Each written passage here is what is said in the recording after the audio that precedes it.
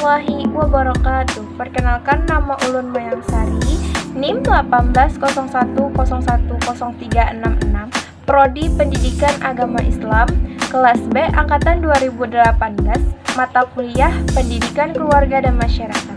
Dosen pengampu Ibu Hajah Maisyarah MPDI. Pada video kali ini saya akan memaparkan 6 soal beserta jawabannya. Dan ini adalah tugas akhir atau final test. Selamat menyaksikan.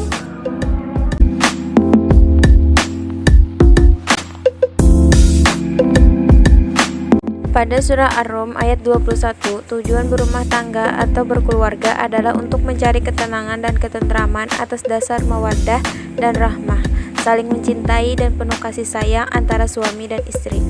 Dasar-dasar Al-Quran dan hadis anjuran hidup berkeluarga. Yang pertama dari Al-Quran surah An-Nur ayat 32 yang artinya, dan kawinlah orang-orang sendirian di antara kamu dan orang-orang yang layak atau berkawin dari hamba-hamba sahayamu yang lelaki dan hamba-hamba sahayamu yang perempuan.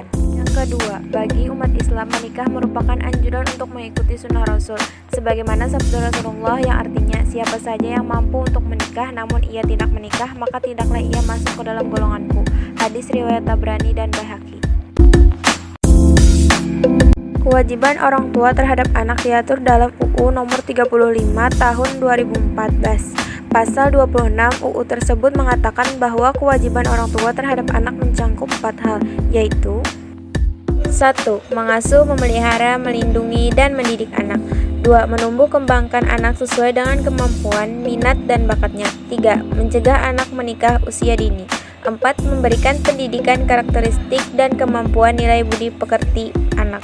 Dalam buku Binti Maunah, judul Ilmu Pendidikan, orang tua merupakan lembaga pendidikan tertua bersifat informal yang pertama dan utama dialami oleh anak serta lembaga pendidikan yang bersifat kodrati.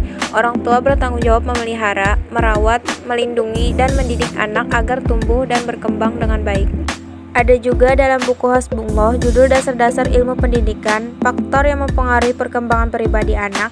Yang pertama, status sosial ekonomi. 2. Filsafat hidup keluarga. 3. Pola hidup keluarga. Dan 4. Keturunan serta lingkungan. Terdapat dalam makalah kelompok 7 atas nama Jannah, Siti Yulia Rahmah, Normian, dan Eli Anissa Fitri. Kebiasaan edukatif yang perlu ditanamkan orang tua pada anak dalam kehidupan berkeluarga dan bermasyarakat. Yang pertama, membina kerukunan pergaulan anak dengan saudara dan teman sebaya. Yang kedua, tidak membeda-bedakan masalah agama, status jasmani, dan suku bangsa. Yang ketiga, menemani anak dan membatasi dalam menonton TV dan penggunaan gadget. Yang keempat, menemani anak waktu belajar. Yang kelima, membatasi membaca komik dan cerita terlarang. Yang keenam, mengantisipasi dan mengawasi keterlibatan pada obat terlarang. Dalam buku Husnul Wardati, judul Pendidikan Pranatal dalam Islam, metode pendidikan anak sebelum lahir. Yang pertama, rajin membaca doa. Kedua, menjalankan ibadah. Ketiga, membaca. Keempat, berzikir. Kelima, berdialog. Keenam, mengikuti kajian taklim. Dalam buku Ade Kurniawan, judul Mendidik Anak Secara Islami, bentuk pribadi yang berakhlak sejak dini. Metode pendidikan anak balita. 1. Bangunkan subuh sejak balita. 2. Berikan lingkungan pergaulan yang islami. 3. Jangan egois. Perkenalkan batas aurat sejak dini. 5. Meminimalisir mendengarkan musik-musik non-Islam dan membuat jadwal nonton TV. 6. Ajarkan nilai-nilai Islam secara langsung. 7. Jadilah sahabat setia baginya. Metode pendidikan anak-anak dan remaja. Metode pendidikan anak-anak. 1. Menanamkan nilai dan sikap. 2. Memelihara dan membesarkan anak. 3. Melindungi dan menjamin kesamaan jasmani dan rohaniah. 4. Memberi pelajaran dalam arti luas. 5. Membahagiakan anak. Metode pendidikan remaja. 1. Pendidikan agama atau keimanan. 2. Pendidikan akhlak atau moral. 3. Pendidikan intelektual atau akal. 4. Pendidikan psikis. 5. Pendidikan sosial. Dalam buku Cucu Arumsari, judul Renungan Pranikah, metode pendidikan anak menjelang dewasa. 1. Memberikan contoh yang baik. 2. Ciptakan suasana islami melalui pendidikan dan pergaulan. 3. Biasakan membangunkan anak pada waktu subuh. 4. Ajarkan si kecil untuk selalu membawa peralatan sholat. 5. Ajak anak berwisata islami. 6. Perkenalkan batasan aurat pada anak sejak dini. 7. Mendidik anak pranikah. Sekian penjelasan dari saya, salah hilaf mohon dimaafkan.